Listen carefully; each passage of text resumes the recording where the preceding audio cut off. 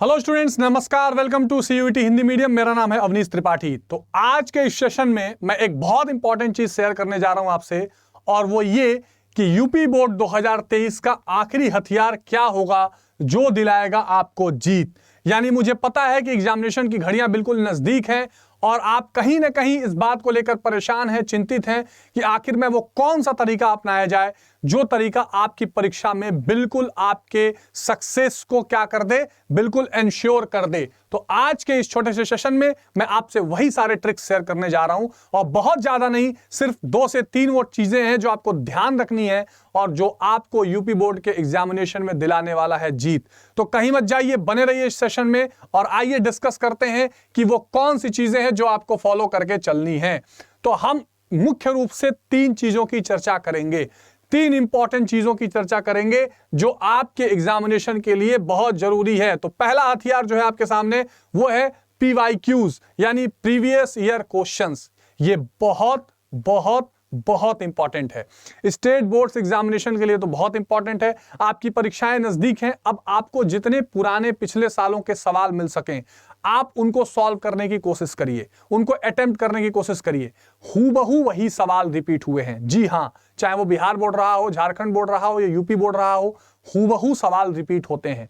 तो एक तो एग्जाम में जाने से पहले किसी भी सब्जेक्ट का, किसी भी पॉइंट का आपको प्रीवियस ईयर क्वेश्चन नहीं छोड़ना है। प्रीवियस ईयर यानी पुराने सालों के सवाल आपको जरूर देख के जाने हैं। ये सबसे इंपॉर्टेंट, चाहे वो एमसीक्यूज हो, चाहे वो लॉन्ग आंसर हो या शॉर्ट आंसर हो, तो पुराने वर्षों के, पिछले वर्षों के सवाल आपको जरूर देखने हैं। नंबर 1। दूसरा हथियार क्या आ सकता है आप बताइए? तो दूसरा हथियार है ओनली रिवीजन। अब इसका क्या मतलब है?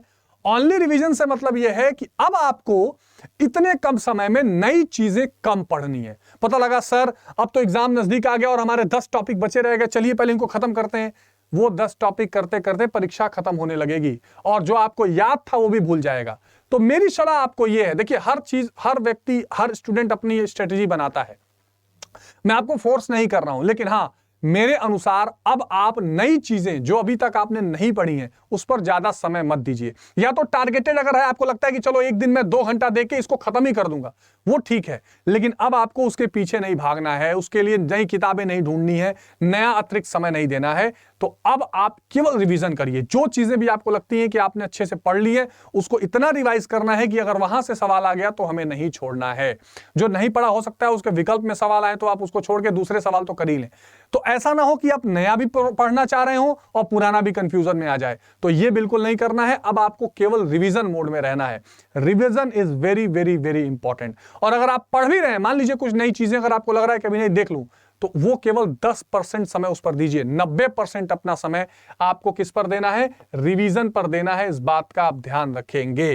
तो पहला हथियार प्रीवियस ईयर क्वेश्चंस, दूसरा हथियार अब केवल रिवीजन करने हैं, और तीसरा हथियार क्या हो जाएगा? तो तीसरा हथियार आपके सामने आ गया एमपी। मतलब क्या? एमपी का मतलब क्या है?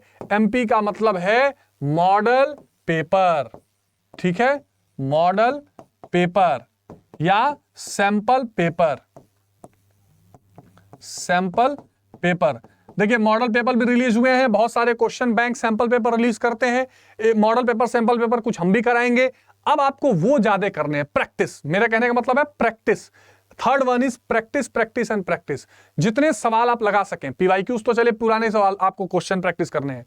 जितने तरह के आप सवाल बार बार प्रैक्टिस करें या सॉल्व करें वो आपकी परीक्षा के लिए बहुत जरूरी है। मॉडल पेपर और सैंपल पेपर से क्या होता है, आपको परीक्षा की फील आती है। जैसे मान लीजिए उसमें लिखा रहेगा कि 2.5 घंटे का समय है या 2 घंटे का समय है, उतने देर के लिए आप पेपर को लेकर बैठ जाइए और ऐसा समझिए कि आप एग्जाम में बैठे हैं। फिर इससे आप अपने टेम्परामेंट को जांच पाएंगे कि मैं कितने आंसर्स कर पा रहा हूं। ऐसा तो नहीं है कि मुझे आ रहा है लेकिन मैं टाइम फ्रेम में उसको अटेम्प्ट नहीं कर पा रहा या नहीं कर पा रही, तो उसकी आप रणनीति बना पाएंगे। कई बार हमको लगता है ना, ठीक है तैयारी तो है, सीधे जाके एग्जाम में लिखेंगे, हम वही धोखा खाते हैं।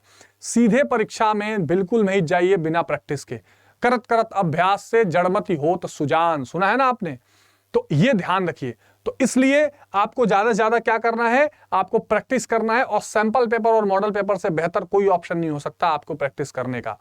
तो ये मुझे 3 हथियार आपसे डिस्कस करने थे कि आखिरी हथियार जो अब आपको लेकर चलना है यूपी बोर्ड परीक्षाओं के लिए 2023 के लिए, वो यही 3 हथियार लेकर चलने हैं। इसी 3 स्ट्रेटजीज पर आप फोकस करके खूब मन से पढ़ाई करिए। निश्चित तौर पर आपका एग्जामिनेशन बहुत बेहतर जाएगा। हमारे तरफ से आपको पूरी शुभकामनाएं हैं और पूरी तरह से हर सब्जेक्ट की मदद के लिए CUET हिंदी मीडियम आपके साथ खड़ा है, न सिर्फ CUET एग्जाम के लिए बल्कि आपके स्टेट बोर्ड्स के बोर्ड परीक्षाओं के लिए भी। तो बने रहिए हमारे साथ और इन 3 हथियारों का इस्तेमाल करके पढ़ाई कीजिए। किसी भी कंफ्यूजन के लिए कमेंट बॉक्स में अपने सवाल जरूर छोड़िए। बहुत बहुत धन्यवाद। जय हिंद।